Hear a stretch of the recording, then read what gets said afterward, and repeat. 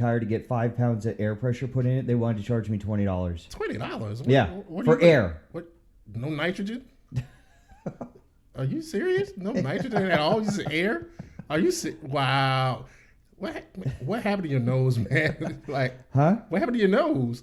Oh my gosh, I don't want to talk about it while the show is on, but come on, it's a whole nother. It's a whole nother story. Trust me. Nah, what happened to your nose, man? Who do you get upset now? I didn't get upset at anybody. I said, who did you get upset? I didn't get anybody else upset. I was. But it's a stupid story, but I was out in the Rose Garden. We got time before we're live, right? Okay.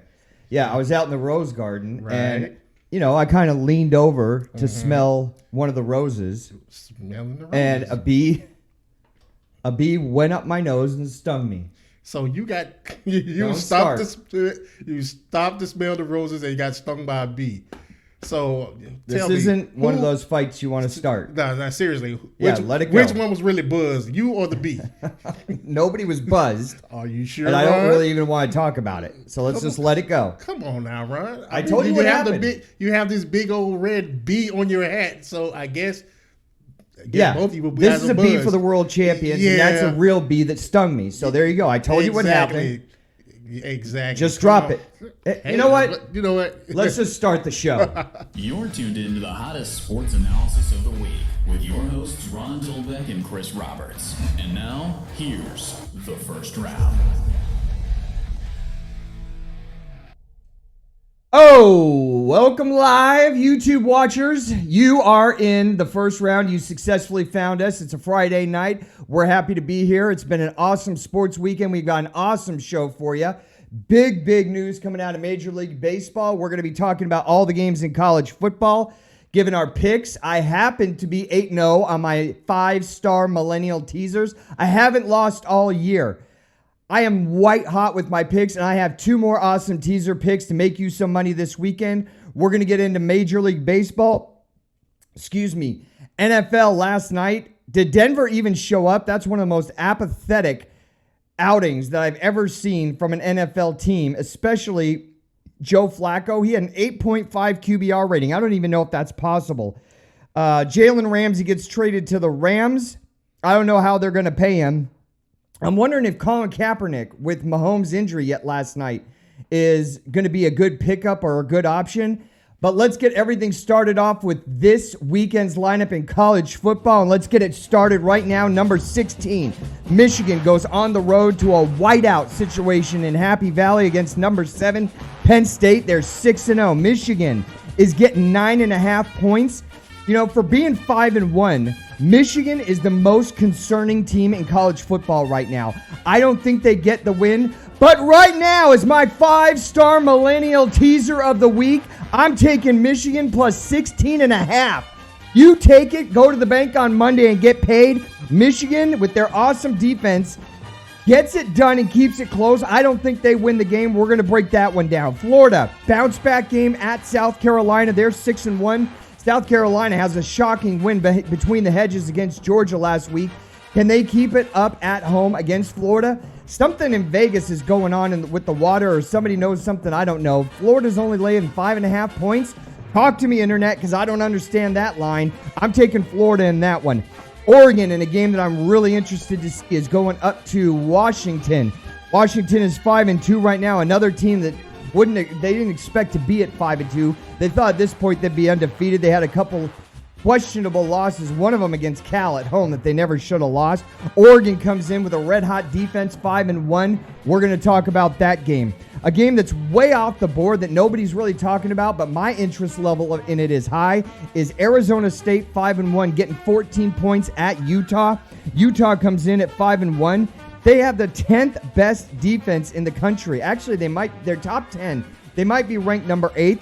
I want to see what the Fighting Herminators have to offer going on the road, and I think it's going to be a pretty tough game. Utah really hasn't played anybody but this year. We'll get into that one. Bama has a walkthrough practice session at Tennessee at Rocky Top. I think that's going to be a blowout. Arizona goes on the road to USC. Boise 6-0 right now with a freshman quarterback, goes on the road to BYU. I don't think this one's going to be as close as the number has it. It's a 7-point spread. I'll take Boise, lay the 7. Another interesting game of two equally matched teams. The Fighting Dino Babers at home. Syracuse getting 4 points against Pitt. Give me the 4 points all day long. I'm loving it and cashing checks on Monday. LSU coming off their big win at home against Florida, giving 13.5 at Mississippi State. I think this is going to be a blowout. Plus, Mississippi State's coach, for some reason, is being mentioned for other jobs around the country. We'll get into that more.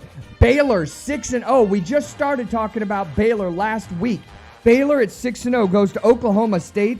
Oklahoma State's given 4 points at home with the number 8 offense in the country. I'm giving those points like Christmas gifts. I think Oklahoma State wins going away at home, and they start building up to the tougher part of their schedule. Major League Baseball, the Washington Nationals. Woohoo! You're in the World Series. I think you're going to get blitzed because Houston right now is playing lights out. They're up 3-1 on my co-host's pick, the Yankees. I didn't pick the Yankees. The Yankees, oh my gosh. 4 errors last night in a home game. When you bring in CeCe in the 8th inning to save the game, you're already down 7-3. They're just a mess. I think this one is over. I think CeCe is done. I think it's going to be Houston, the Nationals. I'll give my pick on that coming up in the show. Last night, the NFL Chiefs bludgeoned Denver in Denver 30-6. You know, the Denver offensive line and Joe Flacco just looked like they just cashed their chips in. They absolutely played lethargically. They had no motivation. They had no energy. They didn't look like they wanted to be there. And it showed because Joe Flacco got sacked 8 times with a defense that Denver's offensive line made look like the 85 Bears. I mean, Chicago had an awesome 85 squad on defense. And Kansas City last night looked every bit as good as them for a team that usually has potholes all over the team. You know, you don't think of Kansas City and defense in the same sentence. They get it done on the road, 30-6. The big story in this one is Patrick Mahomes goes down. He has a right patella injury, maybe out at least 3 weeks, possibly more. I'm wondering if they bring in Colin Kaepernick. I know that's kind of the unforbidden taboo name that's out there right now, but I'm just talking. Jalen Ramsey goes to the LA Rams. You know, this is what I'm thinking.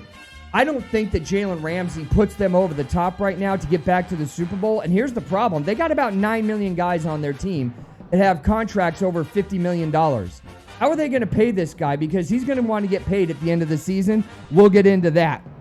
NBA is starting to ramp up. There's an injury already to talk about with the Lakers. There's an injury already to talk about with Zion Williams in his knee. He's expected to be out a couple weeks.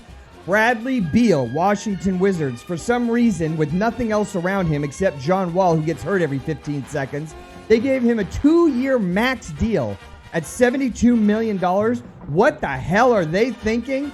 I'm going to bring in my co-host here live on a Friday night in YouTube land in the awesome brand new studios of our St. Jude studios, Chris Roberts. What's up? What's up, man? What's up? What's up? You wanted to laugh at me when you said you were going to wear your Houston hat. I was like, take it off. You can't wear a Houston hat when you pick the Yankees. Man, it was a submission hat, man. You're waving the white flag? The white flag. Last night, had to wave the white flag, man. Oh, man. You know, it was so awesome, even though that game just dragged out at the end last night in Yankee Stadium. I had to watch it. I bet you did. I did. Errors, and they're bringing in CeCe Sabathia at the end of the game. And he couldn't even, they had to take him out of the game because he hurt an oblique or something. We got to understand, man. CeCe is like 1,001 years old playing for the Yankees. And look, everybody knew going into the season that CeCe's best years were in the rearview mirror. Of course. The overweight, alcoholism, not coming into camp in shape. And after he got the big contract, it's like, what's motivating me here? You know, the last 3 years has been mediocre city for CeCe Sabathia. And I think, look, stand-up, awesome, Hall of Famer, great, dominant pitcher of his era. But I think the wheels started coming off about 3 years ago. And that's the problem with the Yankees is they don't have a frontline starter right now.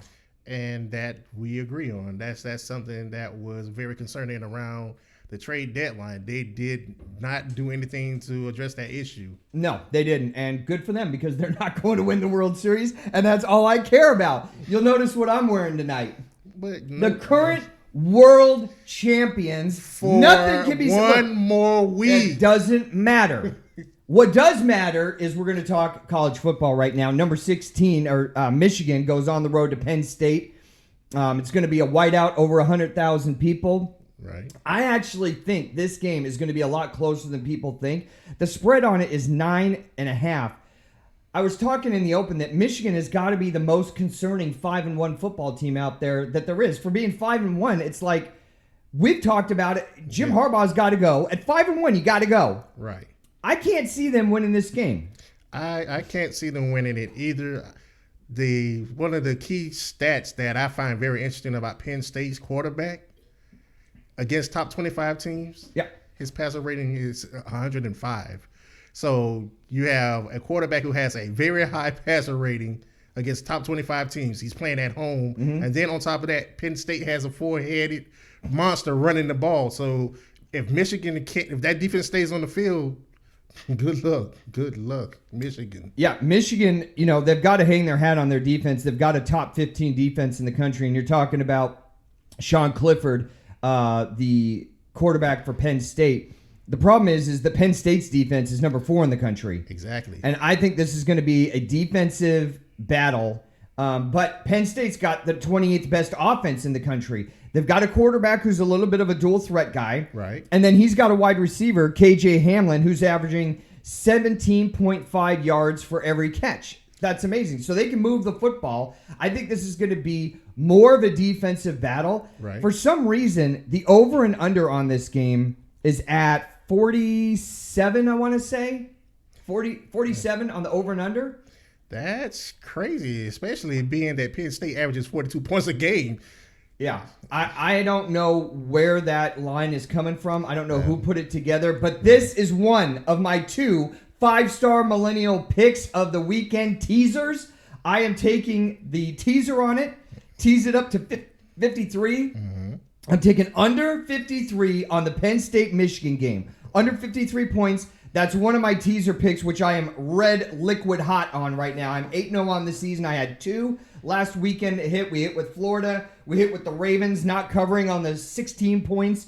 For some reason, you thought they were going to cover, but they didn't. They're playing the Bungles, of course.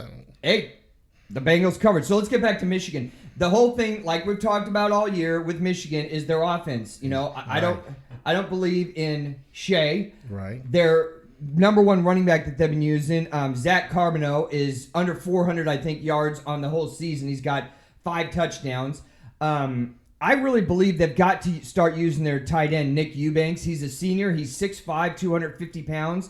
I think they've got to do dink and dunk and work their way down the field, not go for... And you've got Tariq Black on one side. You got Peoples-Jones on the other side. You've got speed. Right. But Shea Patterson just hasn't proven he can go down the field and get lump sums of yardage. I think it comes down to game management, balanced offensive line for Michigan to keep it close. Their defense will definitely keep them in the game, but they have got to neutralize that crowd right off the bat. Yeah, they have to, and with Peoples-Jones and the other wide receiver there, you have to be able to get them in space. I don't care if it's a screen, I don't care if it's jet sweeps, whatever you have to do is to get them into space and spread that defense apart so that you can go down the middle with some of those seams to the tight end, and also open up the middle of the field to actually get the running back able to run, simply because you're trying to run a spread offense, and that's what a spread offense is built to do. But if you can't do that, it's not going to work. And Michigan's offense has been the big Achilles heel for them all year.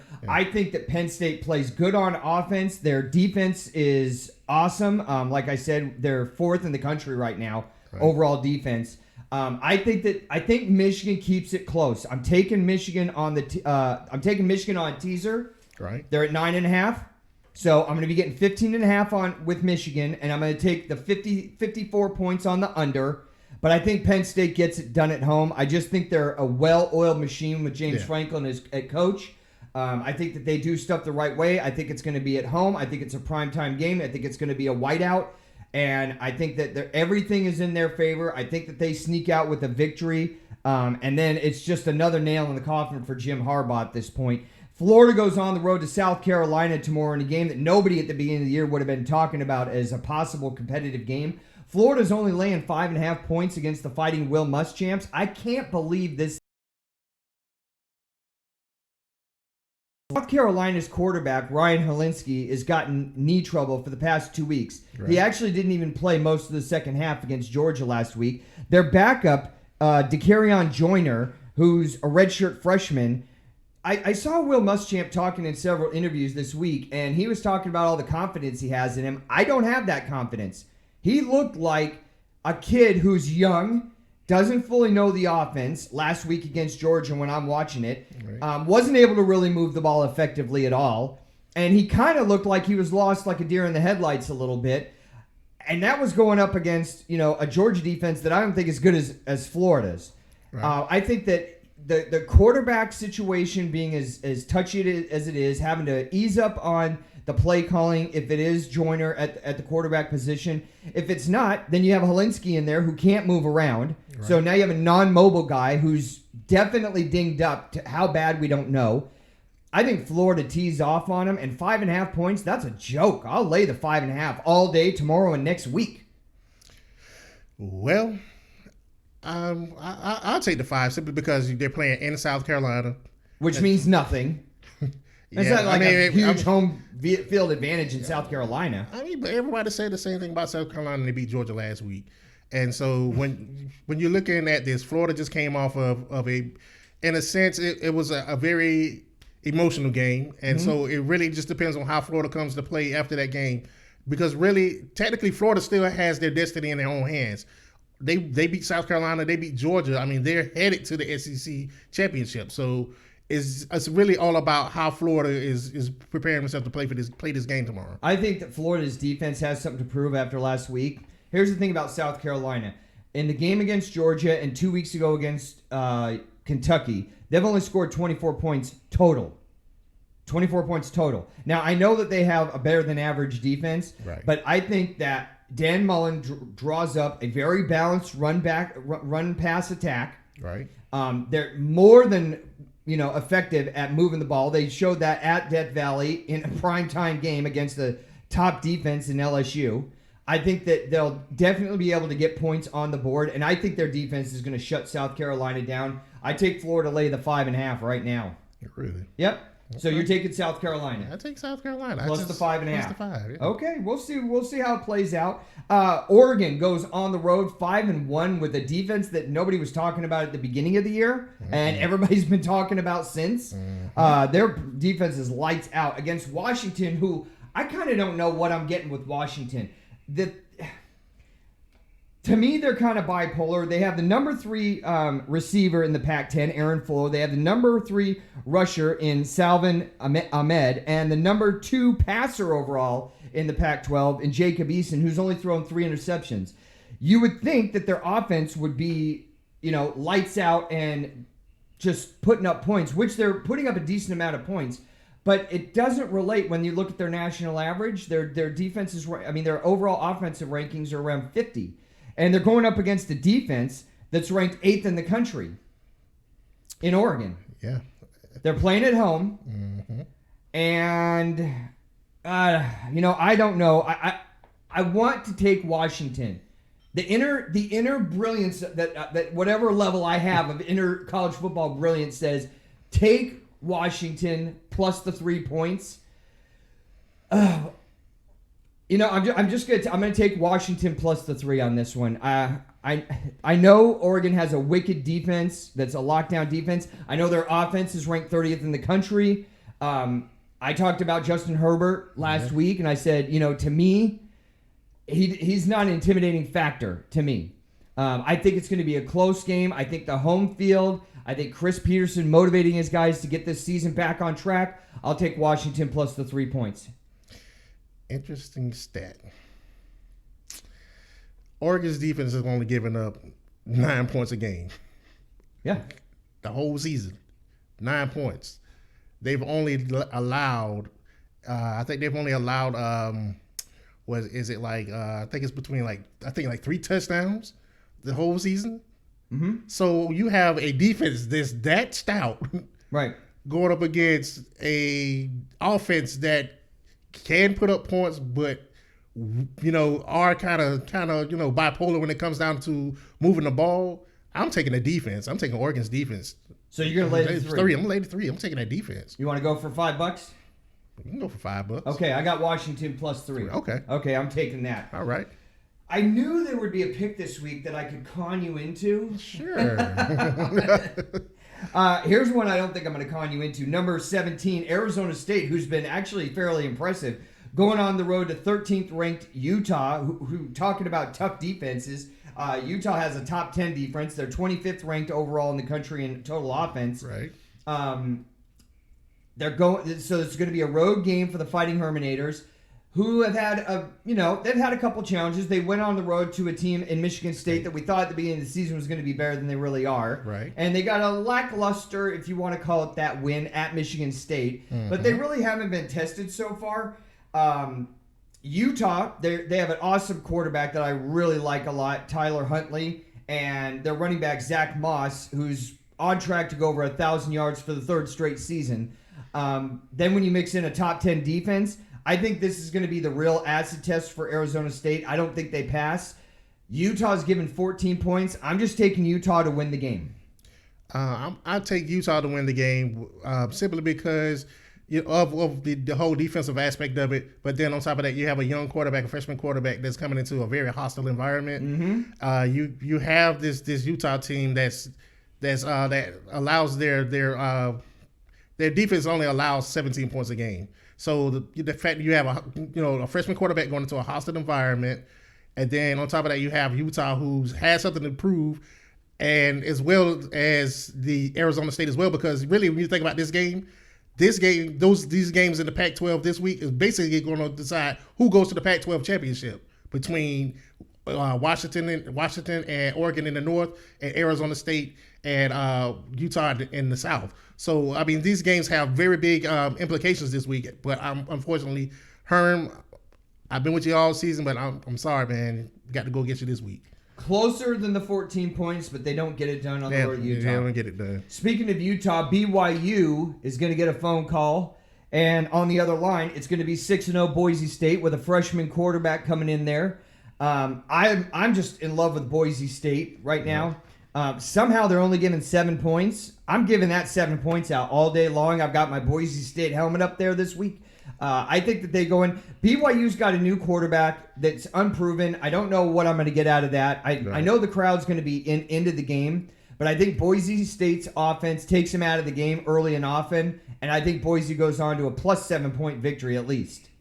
Yeah, I was looking at that Boise State Hawaii game last week, and I was blown away. Boise was just going up and down the field. Well, it's Hawaii. Whenever they wanted to, it's just like we just gonna. Hawaii has more of an offense than they do a defense. Exactly, but it was just like I don't know. It's like they just decided, you just go run this fade route, and I'm just gonna throw the ball to you. So when I saw that offense last week, I'm like, wow. And so going against BYU at home.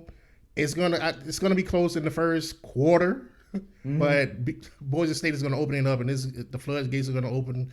Sorry, Provo. Boise State is gonna stampede on you guys this week. I think so too. I think Boise State's gonna win by about 17 to 21 points, somewhere in there. 6-0 Baylor, another one of those teams like Wake Forest that we talked about. Right. There's all these direction. Boise State that we talked about, undefeated. Right. Baylor's 6-0. Yeah. Baylor's 6-0. They go on the road at Stillwater, and they're taking on Oklahoma State. Oklahoma State's laying 4 points. Here's the thing that I like. I know Oklahoma State got a little bipolar at Texas Tech and had a freak game, but they still put up 35 points. Right. They still have the 8th best offense in the country, and it's not even their passing that's doing it. It's their running game that's doing it. Over 200 yards a game rushing. I think Baylor gets exposed this weekend. That's what I think is going to happen. I think Baylor gets exposed. I think Oklahoma State does it. I'll lay the 4 points all week. I'm with you as well when it comes down to the Oklahoma State game. Just looking at Baylor the last couple of weeks, they haven't necessarily been impressive. So I'm with you with that with Oklahoma State. Well, Baylor had a quality win last week at home. Again, They're not on TV a lot, and then you have to go on analytics. And when I did see them last week, they just didn't pass the eye test for me. You know, and I know what I'm getting with Oklahoma State. They're going to go up and down the field. They're going to be at home. They're going to run it if they want. They can control the clock. I'm just loving the 4. I don't know what's going on with the lines this week, the spread. Right. But some of these games are just screaming to me, like Syracuse at home against Pitt getting 4. I mean, am I crazy? It's a primetime game, and Dino Babers is going to have those guys all but ready. And I don't know. Maybe I'm crazy on that one. My confidence level isn't completely high on Syracuse. It's one of those games where I just have a feeling about it, and I'll take the 4 points. But the 4-point spread on Oklahoma State, I'm taking that all day long. I mean, seriously. On to Major League Baseball, where the Nationals sweep St. Louis, which I never would have seen coming, even though I said pitching wins, and you have Strasburg and Scherzer. Right. So you get them 4 times in a 7-game series if they max out their pitching rotation the right way. But they're going to be coming off who knows how much rest, which I think in baseball is a rust factor. I don't like all the rest that the Nationals are getting right now. And but hats off, Washington sweeps St. Louis. St. Louis, for putting up 10 points or 10 runs in the first inning in Game 5 of the NLDS in Atlanta, their bats just went completely quiet, didn't they? It did. It went lights out. But then again, you have to understand, what they were dealing with Scherzer and with Strasburg. So, you're dealing with 2 aces who have, they have, control of their pitches the way they do. I'm pretty sure you're not going to get too many runs off of them anyway. Yep. So they're just sitting back and waiting for my team from our picks last week. I asked you who you were taking, and you said the Yankees. And then, of course, I said the team that would win, the Houston Astros, who are up 3-1 right now. Interesting stats. This is what's scary about Houston. George Springer right now is 2 for 17 in the series, and Carlos Correa is 3 for 17, and they're still handling the Yankees fairly easily. Yeah, well, that's it. You have nothing to say. Yeah. Well, because they get Verlander tonight, and you guys are throwing out James Paxton, who has a ERA over 5. The Yankees come out in Game 1. They score 7 runs. In the past 3 games, they've managed 6 runs. Right. Where are the bats? The Yankees, 4 for 27 with runners in scoring position over the series. 4 for 27. So you built your team on hitting. Right. And mediocre pitching. The mediocre pitching we've seen. Right. When you have to bring in CeCe in the 8th inning last night, come on. You're bringing him out of the pen. He's out of shape. He couldn't even go 2 innings. Yeah. And the bats go quiet? Yeah. That is not a good combination. Yeah, but you're bringing in CeCe because you've already destroyed your bullpen anyway. You had your pitchers basically breaking your bullpen in the game early this whole series. Okay, so what's going on with your hitting? Giancarlo Stanton comes back tonight. He's had 35 at-bats since June 25th. 35. He's also a strikeout magnet. Well, let's see if he brings some type of charm to get the bats. Come on, that's the best. That's the best I can do right now. The way this pitching staff is moving right now. All right, so they're going up against Verlander. Obviously, I think CeCe is done. I said that 2 years ago. Good guy, but the fat lady's out in the hallway and she's belting one out all the way to the back row, the auditorium. Verlander goes tonight. I see Houston closing them out tonight in Yankee Stadium. Yeah, we can only just hope that we get the bad Verlander and not the good one. If we get the bad one, we have a chance. If we get the good one, it's overnight. Okay, so let's say you guys get the win tonight. You still got to beat Cole, and then you've got a Game 7. What are the chances that the Yankees dig their way out of a 3-1 hole right now? Look, if your team can do it, my team can do it. No, my team actually did it. I don't see how your team can do it. I just want some breakdown and some analytics and some opinions on if your team can do it, how they can do it, because I don't think they're going to do it. No, they can't do it. So this one's because over. they don't have the pitching. They don't have the frontline pitching to do it. And like I said, with their pitching, they're bringing in they're eating up their bullpen. Their bullpen is tired. That's why you bought CeCe again last night. Yeah. So I think Tanaka has been a game pitcher in this series, but he's not a frontline starter. Nope. And, then you're talking about Hap and you're talking about Servino, who wasn't exactly lights out 2 nights ago. Exactly. And then and if you can't get to the late innings with a lead, late 7th, 8th, 9th inning, and bring in Aroldis Chapman or Betances, then you've got a bullpen that's just like a MASH unit. I mean, I have no confidence in the middle relief of the Yankees right now. I think Houston wraps it up. Let's assume they wrap it up tonight or in Game 6. It doesn't matter either way. Houston will have home field advantage. Who do you take in the World Series? Houston and the Washington Nationals. Well, I'm going to probably take Houston simply because they have the Probably? best. I'm probably going to go with Houston. Okay. And the reason for that is this series has showed me, because I really haven't followed Houston all season, but from this series, they showed me that not only do they have pitching, but they have an offense too. They have an offense. Like I said, George Springer and Carlos Correa are 5 for 34 in this series. 2 of their best hitters, 5 for 34. They're not even contributing really right now. Carlos Correa had a 3-run homer last night that still hasn't landed. I don't want to get back into the Yankees bullpen. The pitch that he hit was just like right down Main Street, telegraphed, and it was just a laser shot that hasn't even landed. So even with those 2 guys not hitting, imagine if they catch fire. Exactly. I'm taking Houston in 6. I'm taking Houston in 6 against Washington Nationals in the World Series. I think they've been there. Yeah. I think they have slightly better pitching because if you're going to say Scherzer and Strasburg, I'm going to say Verlander. I'm going to say Cole. I'm going to say a better bullpen. Right. I'm going to definitely say better hitting. When we talk about hitting for the Washington Nationals, you're talking about Anthony Rendon, and then you're going to say Zimmerman or, what are you going to, Yeah. Where are you going to manufacture runs? That's the problem that you run into, I think, with Houston. I am more than impressed with Houston. What they've been able to do the last couple of years, coming off back-to-back 100-yard or 100-loss seasons, and then to build it, what I think really is the right way. You bring in some veterans, like they brought in Verlander, but then you also have the Carlos Correas that you draft, and you work deals to get Altuve and other guys in there. It's not all like the Yankees have done at times, where they just go out and pay for a left-hander like Randy Johnson, or they bring in, Brown years ago and pay him tons of money. They bring in Clemens. They bring in all these high-priced free agents like Encarnacion this season. They bring him in to be, another home run bat, and he's done absolutely spit in the last month. It just doesn't work. You got to have a mixture of talent that you brought up from your farm system and good veterans. And I think Houston has done that. Kudos to them, but we're still the world champs, even though it's for another week. And, I really don't even want to hear it. You're so bad at giving credit where credit is due.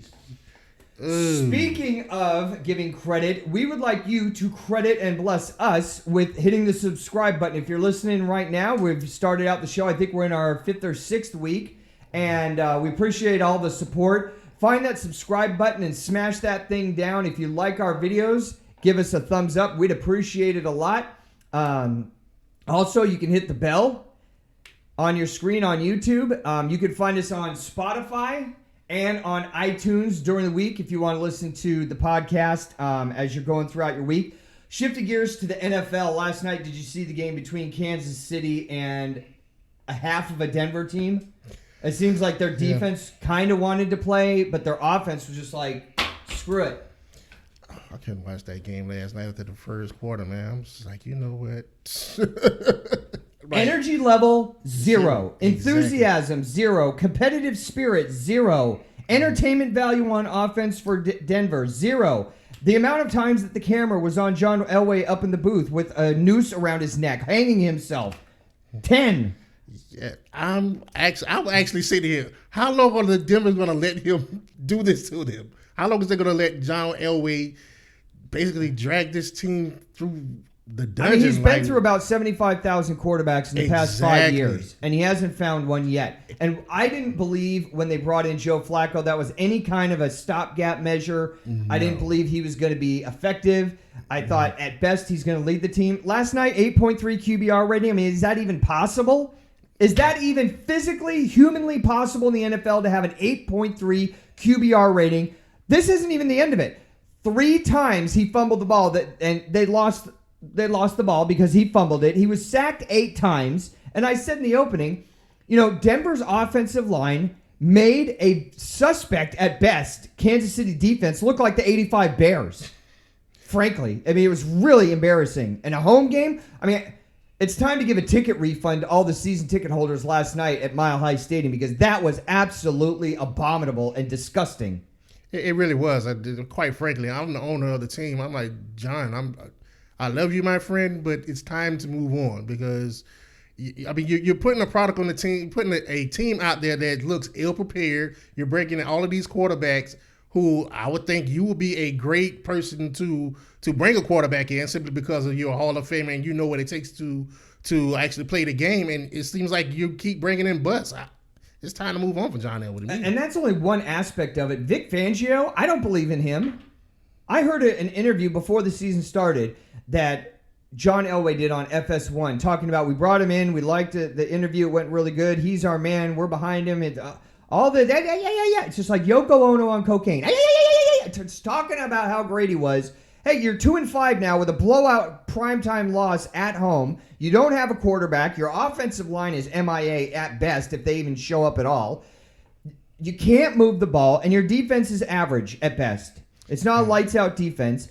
And as far as John Elway still being there, Pat Bowlen passed away this year, who was the owner of the team, and I don't know what the ownership structure is going to look like moving forward for Denver. Right. But, I mean, first of all, I got to start. I'm already pointing fingers at the head coach, and I'm going to start pointing some fingers at John Elway because we've been committed to mediocrity here in Denver for a while, and I can't imagine those season tickets are cheap. So the phone is probably going to start ringing from some of these fans wondering, like, where's the direction here? Where are we going with this? That was the most uninspired. I mean, I'm not even a Denver fan, and I'm seriously ticked off right now. That was so embarrassing. I'm embarrassed for those fans. I would be ticked. I mean, I kind of want to use a bad word right now. I'm not going to because it's a family show.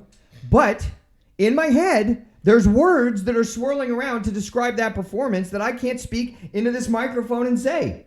Hey, well, it worked out well for me because Tyreek Hill caught a 50-yard touchdown pass for me. My fantasy looked great last night. This is a 30-6 victory while Patrick Mahomes goes down. Exactly.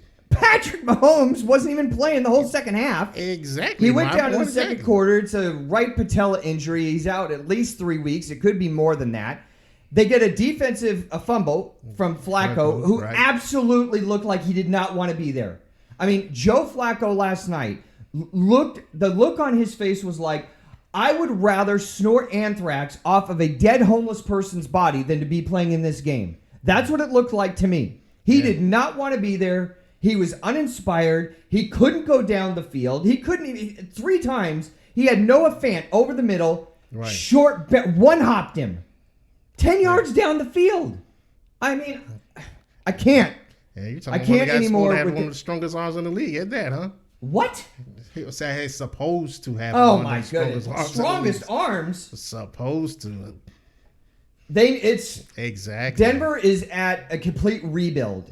Yes. So Mahomes goes down. He's out for 3 weeks. Right. And in the opening, I threw out the idea of what about bringing in Colin Kaepernick? I mean, am I out of my mind? If I'm out of my mind, the first round rd@gmail.com. Give me your questions and comments because I don't think I'm out of my mind. Now, I don't know what kind of shape he's in. I believe there was something to the whole blackball list thing, but let's just talk players on a football team trying to win, and I'm a general manager, and Patrick Mahomes goes down. I want to find out what shape he's in. He can't be doing this for money. He's just got to get back in the league, so it's not going to hit me in the cap anywhere. Right. Am I making that phone call? Because if it's me, I'm willing to explore this opportunity. That's where I'm at with it. I want to see what kind of football shape he's in, and I bring him in for a workout, and I talk to his agent. Am I out of my mind? No, you're not out of your mind. And to be honest with you, it wouldn't really be a stretch knowing the history of Andy Reid, with Michael Vick, and Donovan McNabb. I mean, just bringing it. I mean, Terrell Owens. I mean, just bringing in those type of players into those teams that are polarizing. So knowing his history, I wouldn't be surprised if Andy Reid did reach out to him. If anything, we would put Colin Kaepernick in a socially polarizing, because on the football field, teammate in the locker room, on the field production, he's not a polarizing guy. He went to a Super Bowl with the 49ers. Yeah. So I don't know politically where the Hunt family is and where Andy Reid stands with all this. Right. I mean, I really don't. I'm the farthest guy away from that situation. I'm the last guy to ask about it. But if I'm a GM, I explore this. I don't think it's too crazy of an idea because he's out there. And this could be a good PR move. I mean, forget PR move. I think he could be a valid option at this point. You need somebody. I think Colin Kaepernick would be a valid option. Look at some of these quarterbacks that are playing second string right now. Half of them came up off the streets anyway. So the fact that you're able to have a football player who has playoff experience, who has taken a team to the Super Bowl, good locker room guy, good on the field locker room guy. You get him for a song and a dance. Dual threat guy. Dual threat. You get him for a song and a dance. He won't charge you. Exactly. Yeah. And then on top of that, because he's trying to get back in the league, you know he's not going to be a headache. Right. So why not reach out to Colin? Yeah. Speaking of overrated quarterbacks in the NFL, can I just give you 4 names? Go ahead. Ryan Tannehill, Kirk Cousins, Stafford, and Carr. You know what they have in common? What is that? They have 0 playoff wins. You know what they also have in common? They make more than Aaron Rodgers and Tom Brady. Yeah.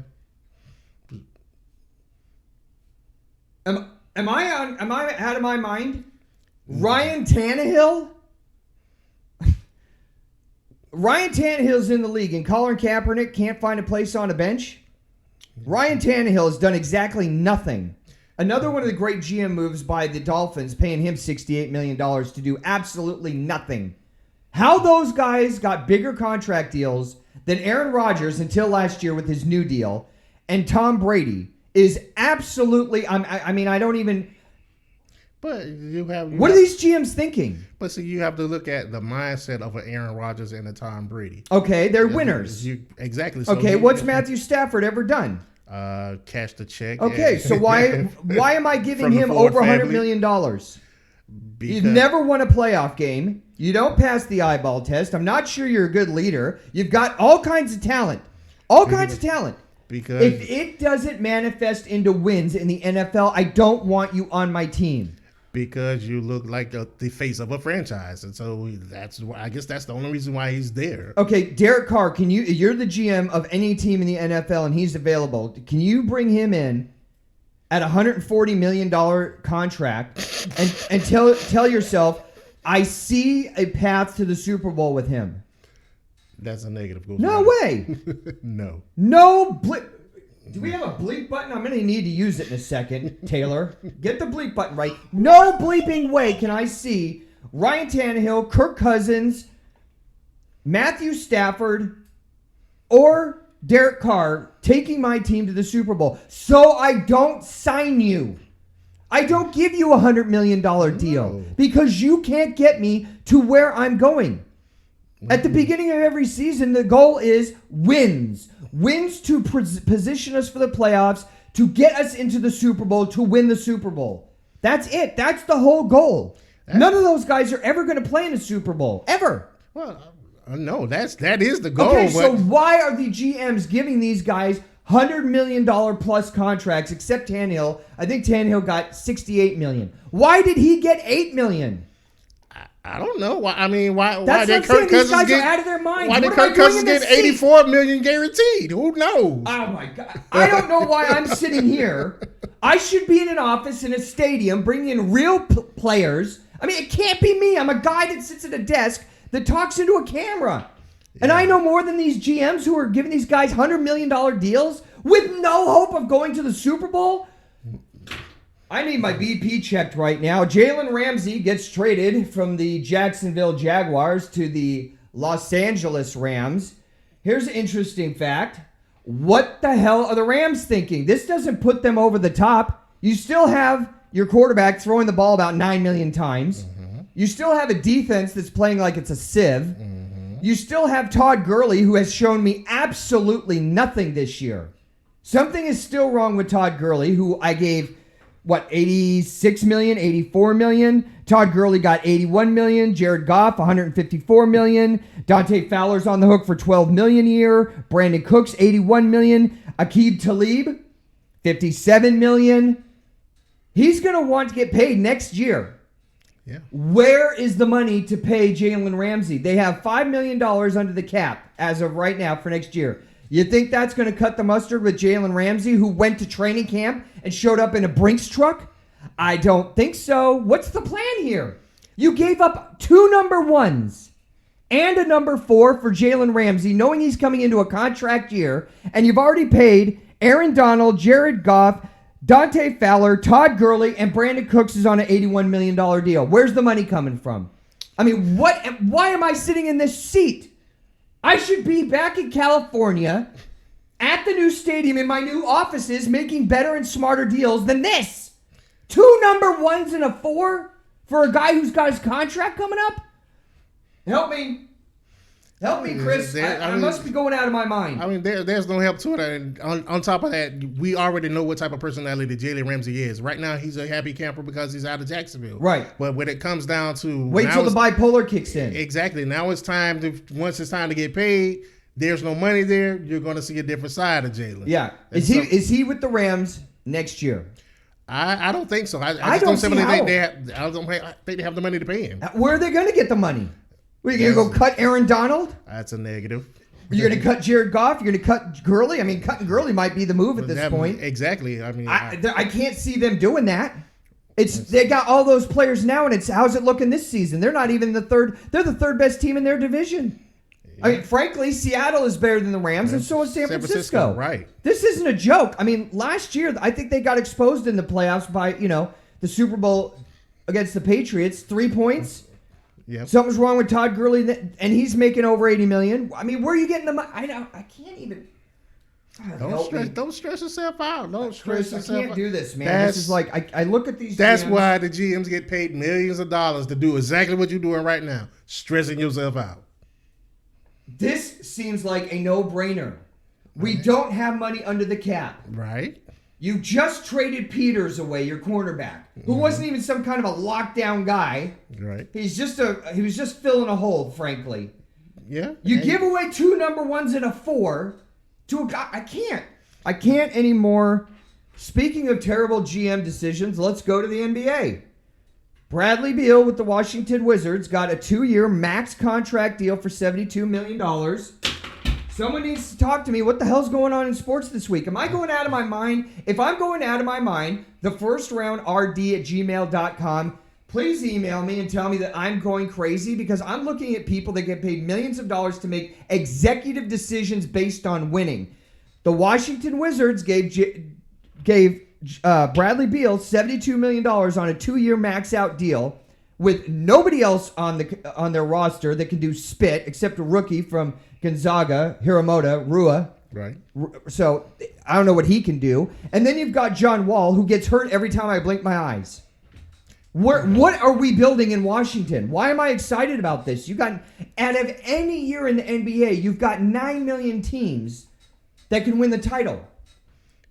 9 million. There's 9 million teams out there that can win this year. It's usually 3 or 4. You and I looked at both conferences, and we came up with 6 or 7 teams that are legitimate contenders for the title. Now, I think the Clippers are the favorite, but in a year where you have so much competition that's so top-heavy, why are you giving Bradley Beal $72 million for the next 2 years? What's the plan? Where are you going to be next year? Is this year just a washout? A washout? First off, I'm Bradley Beal. Why am I still in Washington? I have the chance to leave. Why am I going to stay there? I mean, I don't know. I have his agent had talks with Boston. That was the talk around the camp at the end of the year last year, and Boston was going to sign him out at like $57 million or something like that. And obviously they were considering Kemba Walker because that's who they ended up going with. But I think that would have been a fit right there. I mean, even if it's in the $60 or $65 million range, you're with a team that the Celtics have hope to go to the Eastern Conference Finals. What do the Wizards have? Nothing. They have nothing. I mean, there were also talks with Bradley Beal going to Miami. So, why would you go to Miami? There's nothing there. And why? Here's my question. Right. Why is Washington giving him a 2-year max deal when they have nothing around him except John Wall? But then what if I'm a Washington Wizards ticket holder? Like, I'm looking at you going, okay, so where's the rest of the team? What are we building here? What Martin Gortat is not there anymore, and he was a role-playing center at best. Right. Where are we building? Where are we getting victories? I mean, you're not really getting victories, but I mean, when you look at him going to Miami, you're looking at the fact that Wait, why is Washington giving him that deal? That's what I need to know. I don't know. I don't know why he stayed there. Again, I can't. If I'm Bradley Beal, I'm leaving. I'm not staying there. I mean, you have sports will drive you nuts. Again, you like you said, you have John Wall who can't stay healthy. What, 20 games out of the season? I mean, you breathe on the wrong. His ankles are broken. I mean, I don't know. I wouldn't stay there. They're not. The best that they could hope for is a 7 or 8 slot, maybe a 6, 7 or 8 slot in the playoffs in the East, out in the first round. But I mean, really, when you go back, you look at the Eastern Conference right now. You're gonna find teams that's better than that. I'm gonna have a heart attack, Chris. Exactly. Taylor, just get the exit music ready because I'm already seriously. I'm being dead serious. I'm at that point right now where my BP is just going through the roof because I can't understand the galactically challenged moronic moves that are being made by guys that get paid millions of dollars as GMs in sports, and I'm sitting here doing this.